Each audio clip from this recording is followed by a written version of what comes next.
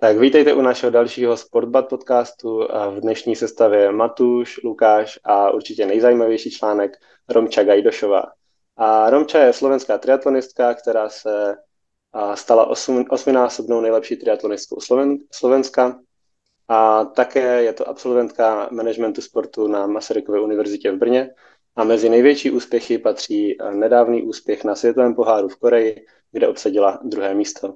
Ahoj a děkujem, že jsi udělala chvilku čas. Ahojte. Ahoj. Napadá tě ještě něco, co jsme vynechali v tomto představení, jak by se představila veřejnosti? Asi ani nie.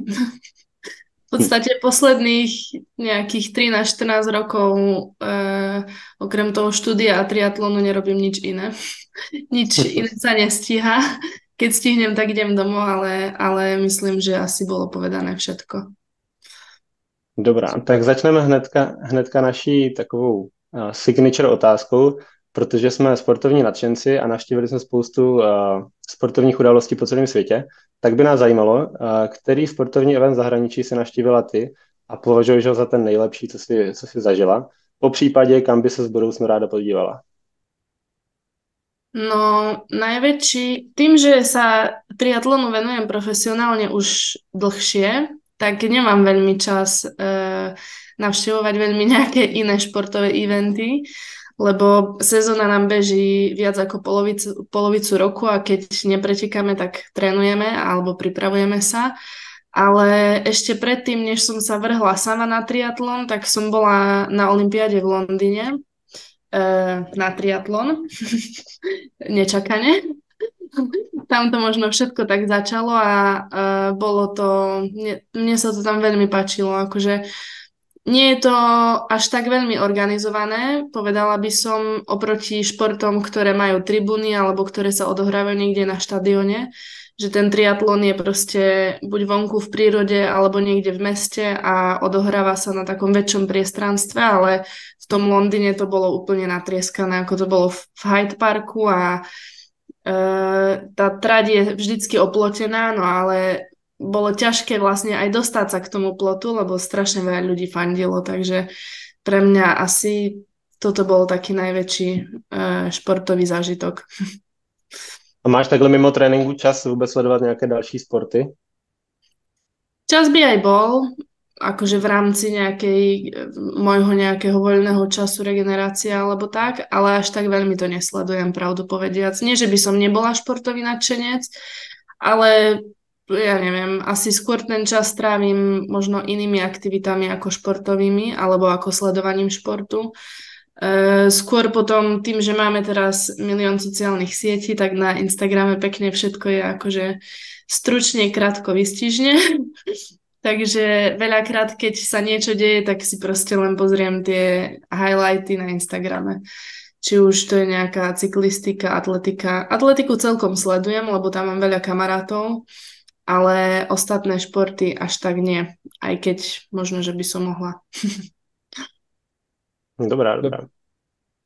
My to teraz vezmeme od takého toho úplného začiatku triatlonového. Vlastne na Slovensku stále je to pomerne nie až tak populárny šport. Čo ťa k nemu vlastne priviedlo a ako si sa k triatlonu dostala?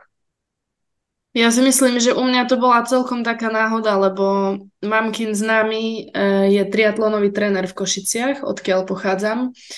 A nejako si všimol, že som asi zabehla celkom dobre nejaké bežecké preteky a pýtal sa, že či by som nechcela vyskúšať triatlon. Takže sme, aj ja, aj mladšia sestra, sme si povedali, že tak veď vyskúšame to, akože nemáme čo stratiť. No a mňa to chytilo hneď od začiatku. Sestra teda ostala pri triatlone tiež. My sme trénovali spolu asi prvé 4-5 rokov, kým som neodišla do Brna na výšku. Ale bolo to úplne také akože z ničoho nič, že tak vyskúšajme triatlon a všetky tie tri disciplíny, plávanie, cyklistika, beh sú také, by som povedala, základné športy, ktoré ovláda väčšina ľudí. A tým, že sa to stále striedalo, že to nebol iba jeden šport, tým, že sa tomu trebalo fakt venovať, že to proste nebolo zadarmo, tak mňa to bavilo od začiatku. Takže sme vyskúšali a ostali pri tom. Jo. A do Brna na výšku si pricestovala práve kvôli triatlonu? No, bolo to tak, že na Slovensku alebo v Košiciach už som mala pocit, že sa ako keby nemám veľmi kde posúvať, že síce trénera sme mali super, ale mal to len ako vedľajší job alebo možno skôr nejaký koníček, hobby. Takže sa tomu nevenoval až tak naplno a ja som proste bola do triatlonu úplne zbláznená, takže som chcela akože alebo hľadala som si nejaký väčší klub, lepší klub, nejaké lepšie zázemie proste a v tej dobe na Slovensku pre mňa nebol žiaden klub alebo miesto, kde by som sa chcela presunúť, tak som potom hľadala akože v Českej republike. A rozhodovala som sa práve medzi Prahou a Brnom, no ale v Brne v tej dobe ešte bol to stále akože veľmi taký známy a vyhlásený klub, kde v podstate celoeurópsky mali veľmi dobrých triatlonistov, takže nakoniec som išla do Brna. Jo. A k tomuto ma ešte napadá, vlastne tým, že je to olympijský šport, si pod nejakým tým športovým centrom ako Dukla alebo Olympia?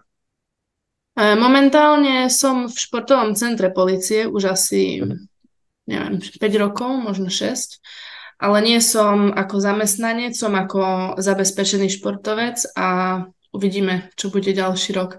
Jo. Mali sme to také, na olympiádu v Tokiu sme sa vlastne obidvaja, ja aj Ríšo, ktorí sme obidvaja v športovom centre polície, o miesto nedostali, že to bola taká trošku smola, nešťastie. A odvtedy to bolo také hore-dole, veľa aj so zraneniami, nemali sme úplne dobrú sezónu, takže je to teraz také na vážkach, či si nás nechajú, či pôjdeme. Jo. A ja mám to na potom takúto poznámku, ale strašne ma to zaujímalo. Ja som v nejakom z tvojich podcastov počul, že vlastne vy, keď má voda do 20 stupňov, tak musíte plávať v neoprene, že jo? Nemusíme, ale to je ako keby hranica, kedy tak skôr by som povedala, kedy môžeme plávať v neoprene. A tým, že pre niekoho je to veľká výhoda, pre mňa je to tiež výhoda ako pre neplavca, alebo ako nezačínala som s plávaním, že som sa učila plávať až v 15, tak tí si neopren vezmu a ono je to celkovo rýchlejšie, takže potom si ho vlastne vezmu všetci, aj tí, ktorí ho nemajú radi. Ja. Takže, no. Ale to je na tých medzinárodných pretekoch, keď sú potom také preteky buď domáce, alebo pre age group kategórie, tak tam je hranica 22 stupňov.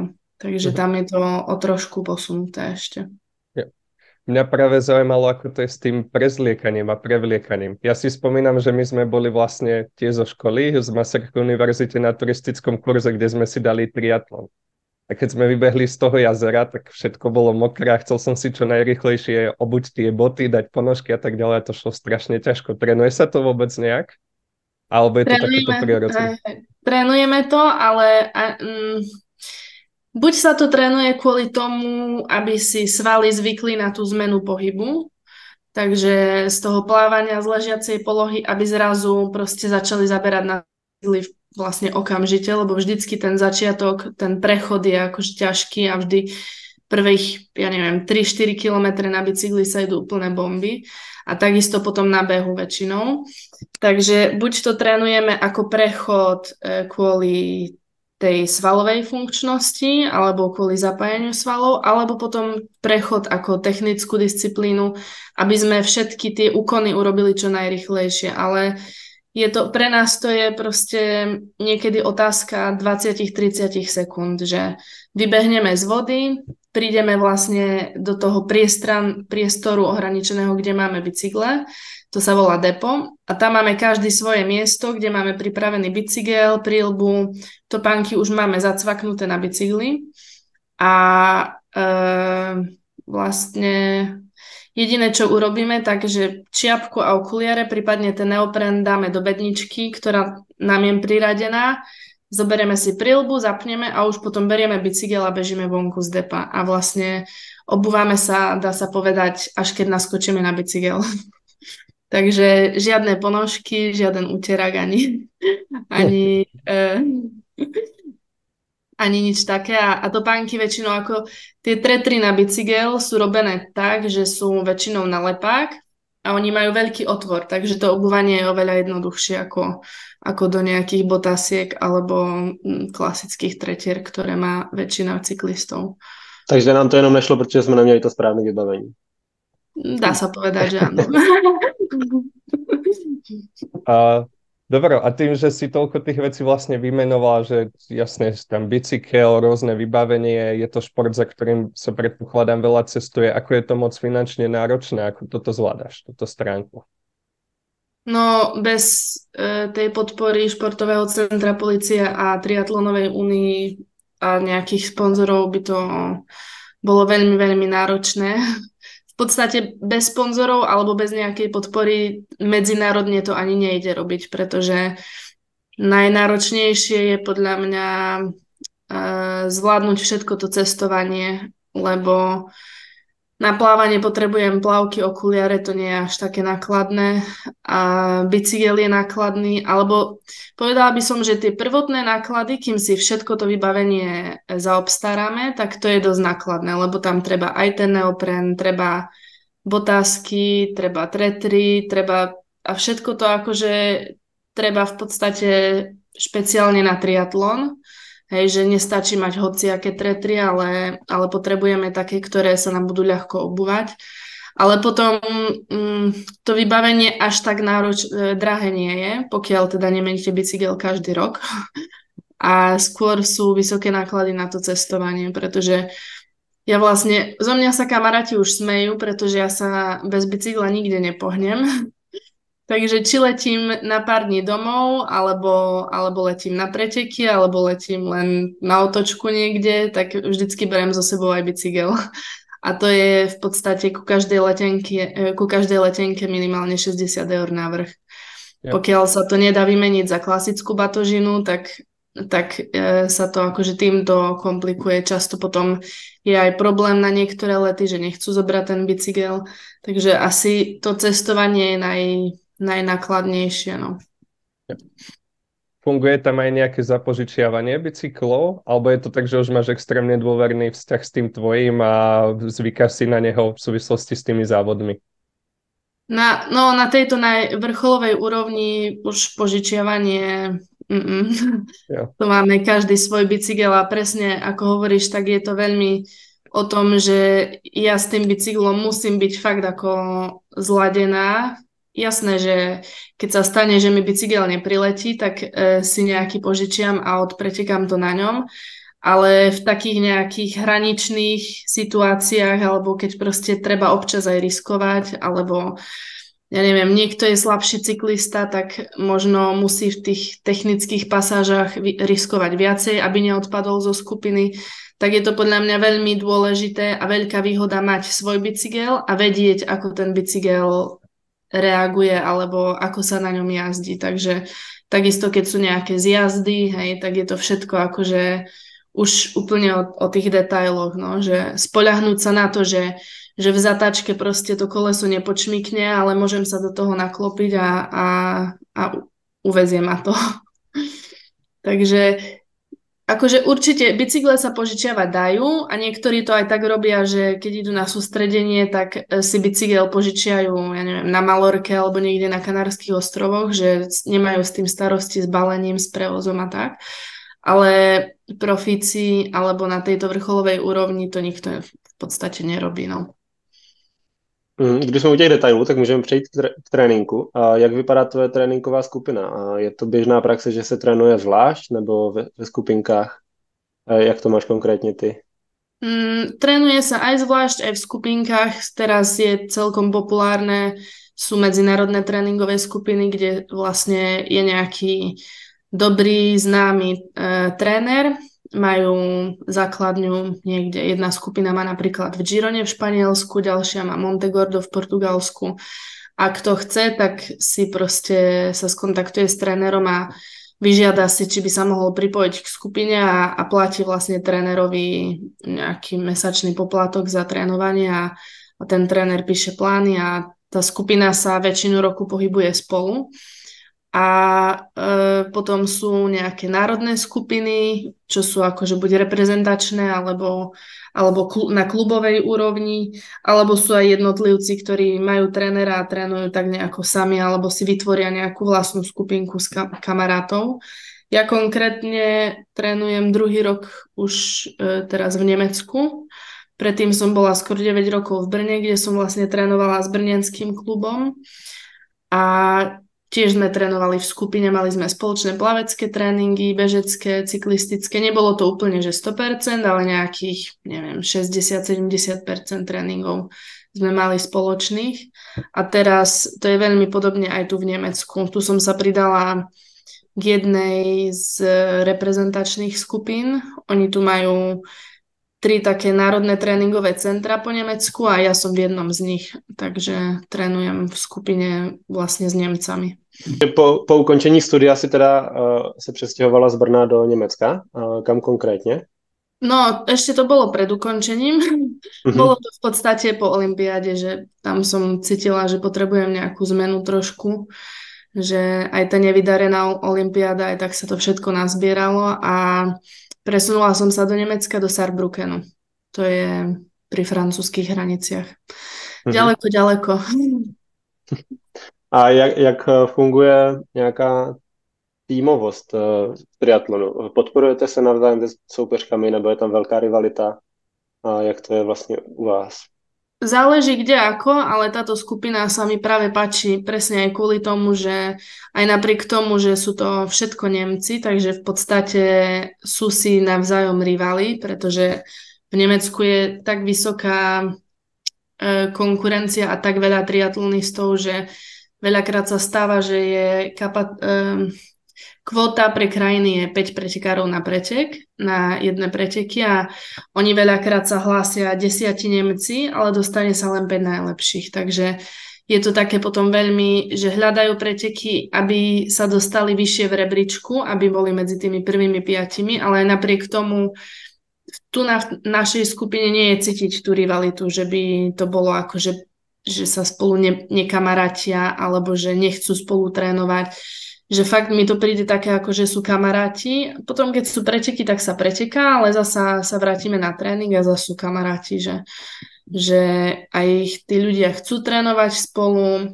Aj to je také, podľa mňa, úprimné kamarátstvo, že nie je to také len pretvárka alebo na oko, aby sa nepovedalo. OK. Vzhledem k tomu, že triatlon se skládá ze 3 disciplín, jak to je s trenérama, protože každá disciplína je dost odlišná. Je na každou disciplínu zvlášť trenér? Nebo záleží, někdo to má jednoho na všechno a tak dále? Väčšinou fungujeme, že máme ako triatlonového trénera, ktorý sa stará o všetky 3 disciplíny, pretože mať špecialistu trénera na každú jednu disciplínu sa trošku bije tým, že tí tréneri potom samozrejme preferujú tú svoju disciplínu a už sa to potom niekedy odkláňa od toho triatlonového tréningu, že my aj keď beháme a máme bežecké tréningy, tak sú tie bežecké tréningy robené pre triatlonistu nie špecificky ako majú atleti a treba dávať brať ohľad aj na to, že máme k tomu bežeckému tréningu ešte ďalšie, väčšinou každý deň ďalšie 2 tréningy. Že v podstate väčšinu času máme každý deň plávanie, cyklistiku aj beh a treba to ako nejako vyvážiť, aby nebol každý tréning ťažký, aby sme mali, ja neviem, v útorky napríklad máme ťažké plávanie, ťažký beh a v stredu máme ťažký bicykel, aby sa to nejako prestriedalo. Takže máme triatlonového trénera, ale tým, že je toto jedno z tých národných tréningových centier, tak sú tu tí tréneri 3, ale robí sa program v podstate pre celú skupinu, že ten tréningový plán je veľmi, ako tá štruktúra je rovnaká pre celú skupinu a už potom individuálne kto má aké preteky alebo výkonnosť, či je po chorobe, či začína, končí sezónu skôr nejako alebo neskôr, tak podľa toho už sa to prispôsobuje každému individuálne. Ale akože heslom tu je, že v tej skupine je sila a snažíme sa trénovať akože spolu. Jediné, čo tak máme špeciálne trénera do posilky, ale tak to je ďalšia disciplína. No. Jak jsi na tom s Ironmanem? Jenom připomenu, že Ironman je vlastně nejdelší triatlon, plavání 3,8 kilometrů, potom kolo 180 a na závěr běh maraton. Absolvoval si nějakého, nebo plánuješ absolvovat? Nie, zatiaľ som žiadneho neabsolvovala a zatiaľ ani neplánujem. A neviem, že či niekedy sa dostanem do...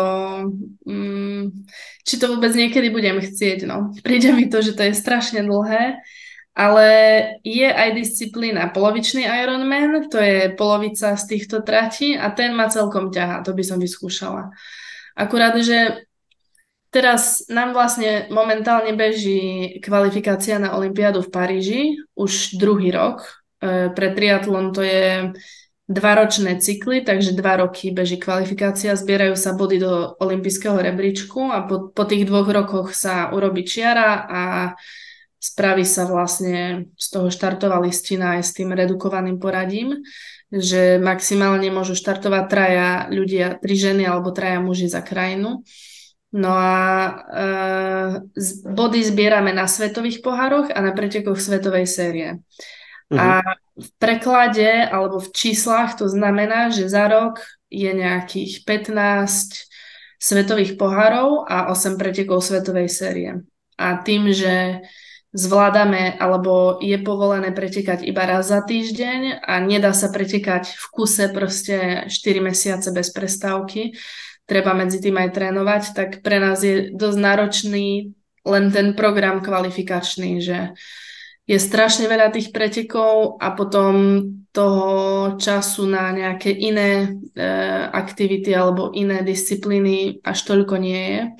Takže síce toho polovičného Ironmana by som si skúsiť chcela, ale neviem, kedy sa mi to podarí. Když jsi teda nakousla ten olympijský cyklus, jak jsi na tom teďka v tom žebříčku a jak moc je reálné, že se podíváš příští rok na olympiádu? Teraz som, myslím, nejaká 81., čo možno znie je nejak strašidelne, lebo na olympiáde štartuje 55 žien.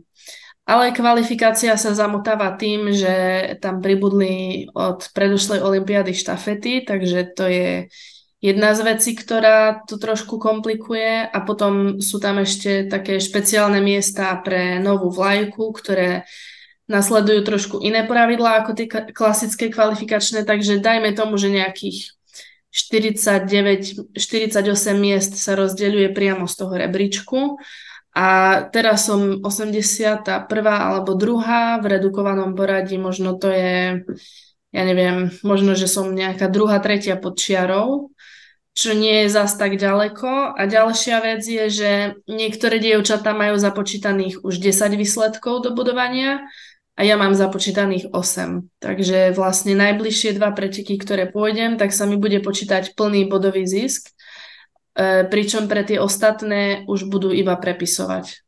Takže, alebo teraz neviem, že či tam sa počíta dohromady 10 alebo 12 pretekov, ale ako každopádne myslím si, že na tom vôbec nie som zle a teraz aj po tom 2. mieste v Koreji, potom som bola ešte pred 2 týždňami v Číne 7. Tam som tiež získala super body, takže je to podľa mňa akože úplne reálne, že sa kvalifikujem. Ešte stále, vlastne do konca sezóny ešte plánujem 4 preteky, takže uvidíme asi na konci sezóny, že aké veľké šance mám. Je ten deadline, kdy se rozhodne definitivně, že teda jedeš nebo nejedeš? To je budúci rok, myslím, že v júni, koncom júna. Takže nejaký mesiac pred olympiádou. Neviem, či začiatkom alebo koncom júna, ale v podstate ešte aj budúci rok bude nejakých 5-6 pretekov, ktoré sa budú počítať do kvalifikácie, takže príležitosti je stále ešte dosť a tým, že sa mi podarilo urobiť teraz 2 super výsledky, tak je to aj pre mňa taká... som v podstate získala trošku také sebavedomie, že je to pre mňa možné, že to dokážem, že vlastne patrím tiež ku svetovej špičke, čo som si veľakrát doteraz myslela, že nepatrím. No. OK, super. Tak držíme palce hlavně, ať to dopadne. Hej, ďakujem. Tak my sme si prebrali teraz takú tú športovú časť, ako sa odbočíme a zaujíma nás, ako trávi svoj voľný čas, ak vôbec nejaký je. Ak nejaký je, tak záleží koľko, či to je len medzi tréningami, tak buď si čítam knihu, pozerám seriály, Netflix, alebo mala som také obdobie, že som maľovala, čo sú tie obrazy na čísla, čo sa maľuje podľa čísel, ale to už som teda dávno nevytiahla. A keď je času viac, keď mám nejaký ľahší týždeň, tak sa snažím to nejako spojiť, že cestujem domov. Lebo povedala som si aj po tej nevydarenej olympiáde, aj po minulom roku, že vyskúšam byť čo najviac v Nemecku a mať taký akože sústavný tréning bez nejakého zbytočného cestovania a vyplatilo sa to. Akože je to pre mňa niekedy ťažšie, lebo máme dosť také, som celkom taký akože rodinný typ, aj mám veľa súrodencov, aj akože nejakí sú ešte doma, niektorí už sú vycestovaní tiež do sveta, ale mám malého brata trojročného, takže vždycky je niečo, čo ma ťaha domov. Takže ak sa dá, tak idem domov a tam už je potom programu až to väčšinou, aj keď to je ľahký tréningový týždeň, tak nakoniec je to celkom ťažký týždeň. Super. A dopraj si trebárs aj s kamarátmi, s kamarátkami nejaký ten večer vonku, nejaké víno, alebo takúto tú životosprávu striktne držíš? Väčšinou akože držím, ale nie je to také, že by som sa do toho nejak musela nútiť. A dopriať si doprajem, ale tým, že chodím domov tak málo, tak väčšinou to potom vyzerá tak, že ani nikomu radšej nehovorím, že som v Košiciach. Ja. A väčšinu času strávim doma, alebo sa stretnem babky, detkov. A s kamarátmi je to také, keď sa vydarí, keď sa s niekým ako dohodnem, tak skôr na tréning. A tak, no. Keď je príležitosť, to musí proste občas to vyjde, občas to nevyjde, ale nemám problém ísť ani akože do mesta alebo na nejakú diskotéku raz za čas. Len musí to byť v takom týždni, kedy si to akože môžem dovoliť, že keď som doma týždeň pred pretekmi, alebo tak som bola naposledy, že som si musela vybaviť víza do Číny a musela som si to vybaviť osobne, takže som cestovala na Slovensko a potom som šla domov, mala som jedné preteky na Slovensku a potom do Číny a to bolo proste také, že som si povedala, akože letím do Číny, čo je celkom všetko dosť drahé, takže to nebudem riskovať, že teraz pôjdem niekde na diskotéku a nedaj Bože ešte chytím nejakého bacila tam medzi ľuďmi alebo takto, takže vonku som bola, ale len tak ako celkom striedmo asi do 10:30, že som stretla aspoň kamošku, ktorá sa vlastne v týždeň mojich pretekov v Číne vydávala. Takže musela som bohužiaľ svadbu zrušiť a letela som na preteky. Ale tak stalo to za to, nie? Ako umiestnenie sa podarilo, takže... Stalo to za to, vyplatilo sa, ale dúfam, že na budúce, keď bude ďalšia svadba, tak to vyjde lepšie. Musíš kamoškám dohovoriť, dať im kalendár závodov, nech to naplánujú lepšie tie svadby. No práve, že som o tej svadbe vedela skoro rok dopredu a mala som to všetko tak naplánované, že tie preteky ako nepôjdem, lebo je kopec iných. A potom to vyšlo tak, že keď som videla, že je ľahká štartová listina, tak som si hovorila, tak to proste nemôžem nechať odplávať, že chtiac, nechtiac, akože vyšlo to takto, no. A tak s tým tak nejak počítam v triatlone, že keď na tú olympiádu chcem, tak musí ísť pred všetko ostatné, no. Když jsme u té životosprávy, tak mě napadá, a jestli to držíš na 100% i co se týče jídla, nebo máš nějaké oblíbené jídlo jako guilty pleasure, které si dopřeješ čas od času? So stravou snažím sa mať vyváženú stravu.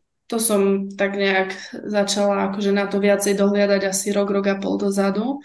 Že trošku aj rozmýšľať o tom, ako nikdy som nejedla nezdravo, nikdy ma nejak neťahali fast foody alebo tak, ale ale viacej akože fakt myslieť bielkoviny, tuky, sacharidy, aby to tak nejak malo vždy všetko.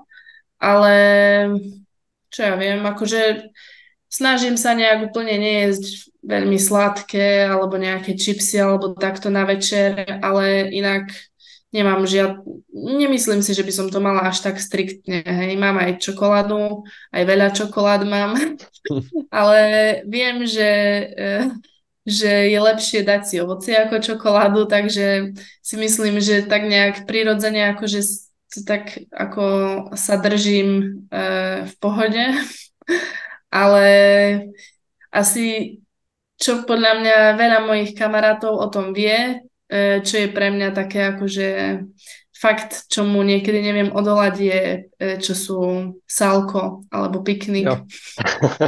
ale pre moje šťastie tu v Nemecku, aspoň minimálne v obchode, kde väčšinou nakupujem, to už nemajú. Takže aj keď som si minule povedala, že tak teraz už si zaslúžim po takej dlhej dobe, tak som to tam nenašla. Takže starajú sa o mňa, aj keď o tom nevedia. Fajn, tak asi môžeme znova sa obrátiť naspäť k tomu športu, k tým nedávným úspechom. To bude Lukášova parketa. No, hlavně by nás zajímalo, jestli se něco změnilo od těch úspěchů, protože takové 2 dobré výsledky v krátké době za sebou a přišla nějaká větší pozornost médií, nebo vnímáš to, že se něco změnilo v tvým okolí? Bola aj väčšia pozornosť médií, aj vlastne sa mi možno, že prvýkrát v živote stalo, že sa mi v podstate ozvali nejakí sponzori sami od seba, ale ako som zistila, mylne som si myslela, že médiá sa ozvali sami od seba, ale nie je to tak. A asi to tak ani nefunguje už v dnešnom svete. Možno keby som bola nejaký Juraj Slavkovský alebo nejaké veľké meno, tak áno, ale čo som sa proste dozvedela, tak viem, že treba v podstate sa ako keby ponúknuť tým novinárom alebo do tých médií.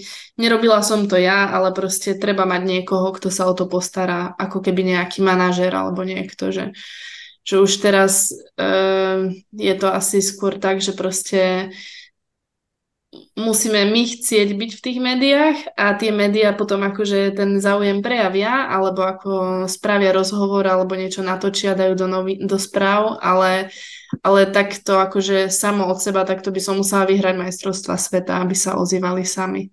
Ale akože bola som až prekvapená, že bolo toho toľko záujmu, možno to trebalo trošku potlačiť, ale že mi potom písali ľudia alebo volali, že videli sme ťa v telke, aj v tej, aj akože na viacerých staniciach televíznych, aj v rádiu to bolo, rôzne články po internete a tak, takže bolo to také celkom boom na Slovensku, lebo to bola vlastne prvá elitná medaila zo svetového pohára, takže sa toho chytili.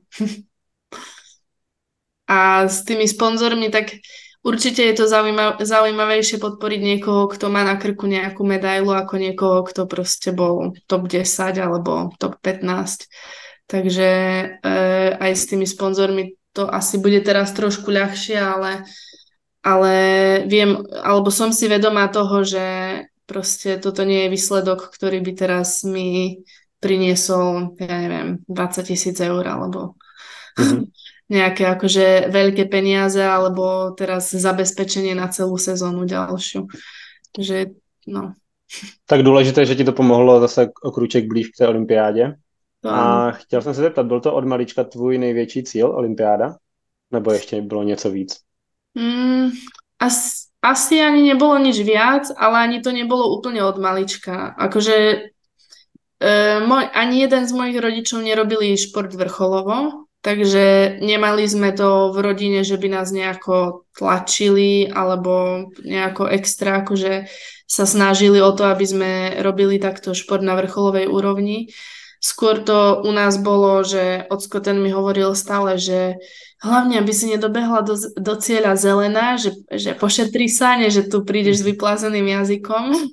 že ten skôr akože ma ľutoval, alebo akože nedobre sa mu na to pozeralo, keď videl, že idem tam proste úplne akože naplno.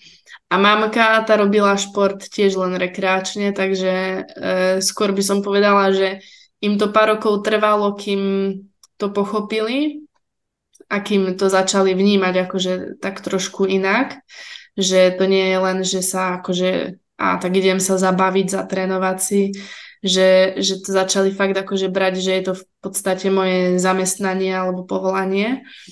No a tá olympiáda tak nejak, neviem, keď som bola v tom Londýne, tak som si hovorila, tak raz by som aj ja chcela ísť na olympiádu a potom to začalo byť také viac a viac reálne a vlastne až potom som uverila tomu, že naozaj sa mi to môže aj splniť a bohužiaľ do Tokia to nevyšlo fakt akože o miesto. Ja som vlastne kvalifikačné miesto stratila 3 dní pred koncom kvalifikácie, takže to bolo také všetko akože veľa smoly, ale no, to je šport. Dobrá.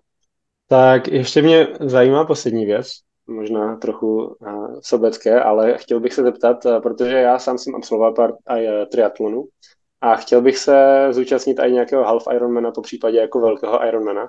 Co bys mi doporučila, po případě, kdyby nás poslouchal někdo další, kdo chce začít s triatlonama, tak jak začít nějakou přípravu na tak nějaký větší závod? Myslím si, že na také tieto dlhšie nie je na škodu mať nejakého trénera. Nemusí to byť na dennej bázi alebo akože na bázi osobného kontaktu, ale aspoň na nejakého akože na diaľku, ktorý s tým má nejaké skúsenosti, lebo minimálne ten dlhý Ironman, akože ten full, je dosť dlhý a treba mať natrénovaný ten objem. A podľa mňa najdôležitejšie je takto akože na tej amatérskej úrovni podľa mňa nie je ani dôležité až tak, čo ten človek trénuje, ale treba, aby v tom vytrval a aby trénoval sústavne, aby to bolo konzistentný tréning bez nejakých zranení, bez chorôb, aby fakt akože vydržal a aby dostal ten objem do tela. Každý má nejakú inú športovú históriu, takže pre niekoho to možno bude nejak prirodzenejšie alebo ľahšie, ale fakt akože treba mať, na toho dlhého minimálne treba mať tie hodiny odtrénované. Takže myslím si, že mať nejakého trénera proste, ktorý trošku na to dohliadne je, alebo pokiaľ sa do toho ten človek sám vyzná a je na seba dosť striktný, tak možno, že to ani netreba mať trénera, ale mať v tom trošku poriadok, že na nejaký šprint triatlon alebo olympijský, ktorý trvá hodinu až 2, tak tam to si myslím, že akýkoľvek športovec, ktorý má nejaký športový základ a niečo proste, nejakú kondičku, tak to zvládne. Na tie dlhšie tam už okolo 5 hodín až 10, tak tam už treba mať nejakú takú serióznejšiu prípravu, že nebrať to na ľahkú váhu. A takisto určite na začiatku prípravy si nechať spraviť nejakú športovú prehliadku, lebo bolo strašne veľa prípadov, alebo akože je to stále častejšie s nejakými srdcovými poruchami, vadami a teraz je to akože bezpečnosť, no, zdravie na prvom mieste. Tak jo, díky za tipy. A ještě u tady těch dalších triatlonů se říká, že čtvrtou disciplínou je jídlo. Máš to i u tebe, je to tak důležitá součást, že bys řekla, že to je na stejné úrovni jako vlastně ty další disciplíny? Máš na to třeba nějakého trenéra, který ti přímo sestavuje jídelníček počas závodu a takhle? U nás na tých olympijských naše preteky trvajú najdlhšie okolo 2 hodiny 15.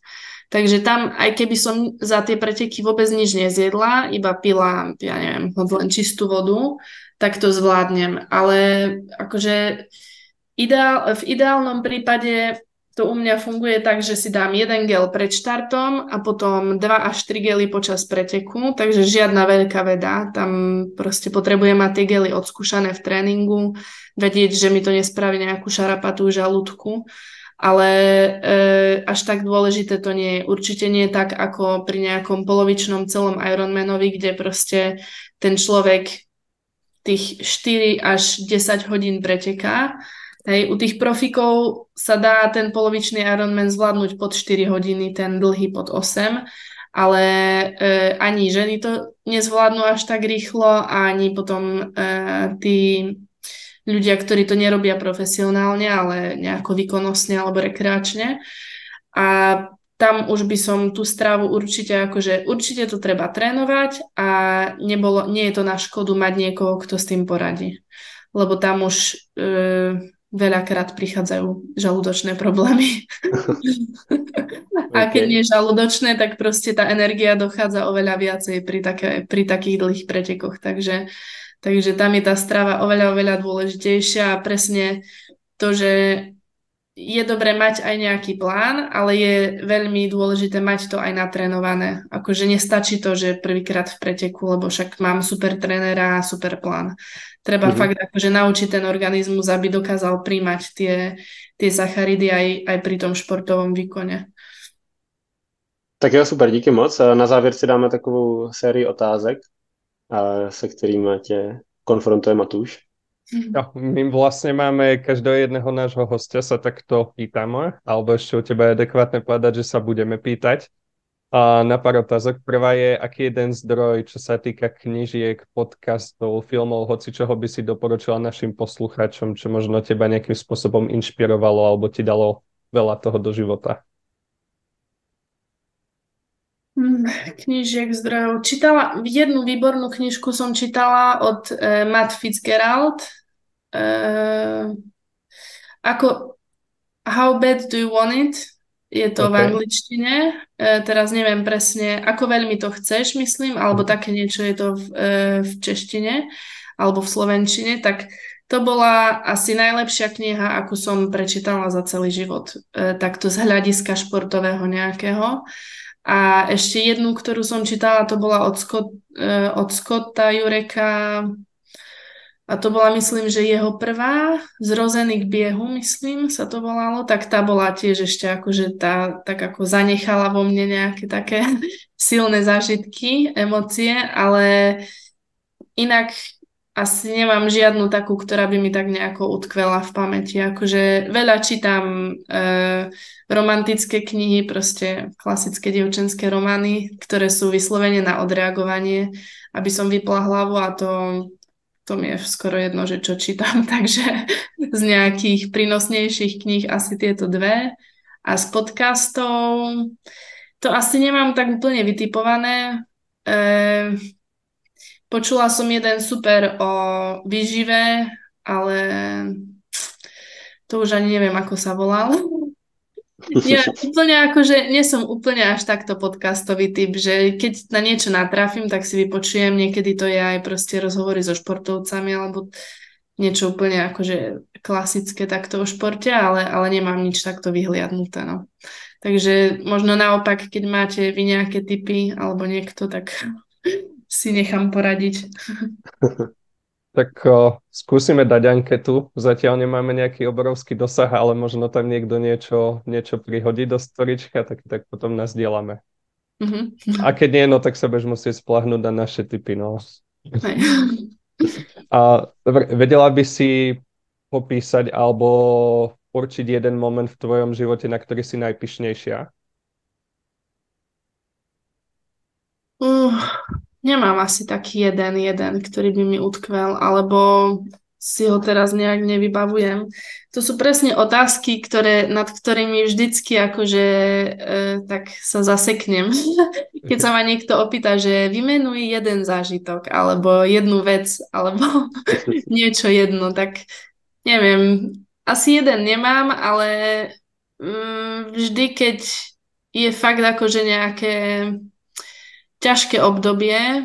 Bolo to možno, že teraz také najčerstvejšie fakt pred tými 2 mesiacmi. Boli Európske hry v Krakove a pre mňa to bol v podstate vrchol sezóny. Buď Európske hry alebo Majstrovstvá Európy, kde som ešte mohla si obhájiť svoje výsledky a ukázať akože aj pre športové centrum polície, aj celkovo pre budúcoročnú podporu, že akože obhájiť sa, že mám na to, aby ma ďalej podporovali. a bolo to pre mňa totálne fiasko v Krakove. Úplne ako už potom som si vedomá toho, že na bežeckej časti, na tej poslednej, už som to v podstate aj psychicky vzdala, že fakt akože sa pre mňa tie preteky vyvíjali tak zle, že to bolo strašné utrpenie na tom behu. A aj som sa tak trošku možno zosypala potom v cieli, alebo akože po pretekoch. Ale potom nejako proste tréner mi povedal, že on má toľko myšlienok, čo by sme mohli všetko zlepšiť a ako robiť veci inak a to bol možno taký prvý impuls pre mňa, že postaviť sa znova na nohy a zasa ako keby nájsť tú motiváciu a veriť tomu, že to bude lepšie. A tak nejak som si potom povedala, že proste môžem sa vykašľať na všetko, čo si ostatní myslia a čo ako robím a kto ma ako sleduje a teraz ako kto si čo bude myslieť, keď budem toto robiť tak alebo trénovať tak a tak. A tak nejak som sa od toho oslobodila a povedala som si, že naozaj proste sa na toto nemôžem sústrediť, že chcem si ten šport užívať a tak. A potom som vlastne bola druhá v Koreji, takže asi akože tie momenty, kedy fakt to bolo zle a už som sa chcela vzdať a ja už som hovorila, že to už môžem ten triatlon zavesiť na klinec, že proste sa tu snažím, olympiáda nevyšla, ďalší rok celý, akože vlastne mi nič tak nejak extra nevyšlo, žiaden dobrý výsledok, že vlastne som prišla od podporu v podstate a tak a potom som skončila druhá na pretekoch v Koreji. A to bolo... Ja som si len asi deň pred štartom úplne zo srandy len tak pomyslela, že to by bol proste až vtip, keby som získala medailu teraz na pretekoch, keď vlastne ja už som si to tak hovorila, že už som skoro o všetko prišla a teraz keby som získala medailu, tak to by bolo fakt ako... že to by som sa na tom fakt zasmiala. No a potom ono sa to naozaj stalo, takže... Ja som si ešte aj počas tých pretekov hovorila, že to snáď ani nie je možné, že či sa mi to nesníva náhodou. Super. Pak máme ešte dve otázky, ktoré sú tak tiež nám blízke. Prvá je, prečo športovať? Tak prečo? Je to lepšie pre zdravie, ale ja si myslím, že taký okamžitý efekt, čo to má, tak proste tie endorfíny a to, čo sa deje v tele po tom športovom nejakom výkone, alebo veľakrát to ani nemusí byť, že až po tom športovom výkone, ale proste už počas toho, tak podľa mňa ten človek má zrazu toľko radosti a toľko akože také nejaké výzvy pred sebou a zrazu si povie, že ja som to dokázal, že ja som zvládol niečo odbehnúť alebo v posilke niečo odtrénovať a také akože podľa mňa sa tým dosť zdvíha aj sebavedomie každého toho človeka. Takže má to podľa mňa veľmi veľa akože pozitívnych prínosov a veľakrát to je ale aj tak, že kým to človek nevyskúša, tak tomu asi sám ani neuverí, no, ale... Okrem toho proste spoznať nových ľudí, môže popri tom športovaní a tak veľa dobrých vecí. Super. A posledná z týchto otázok, prečo cestovať?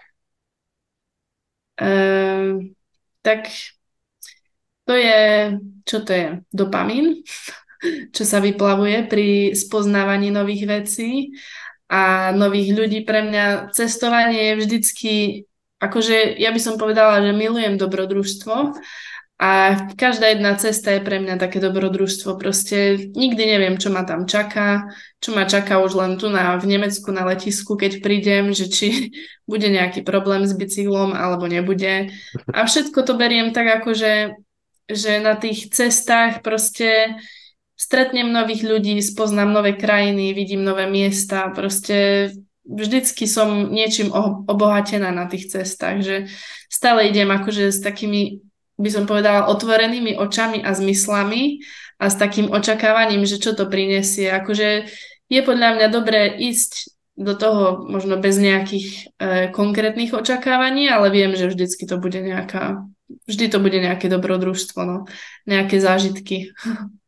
Tak jo, to je od nás vše tady s tím obsahem podcastu. Ještě jednou děkujeme za to, že jsi udělala na nás čas a hlavně držíme palce, že věříme, že se dostaneš na olympiádu a třeba se tam vyrazíme na návštěvu a podpořit. Ideme fandiť. Ďakujem. Ja ďakujem za pozvanie. Ďakujem.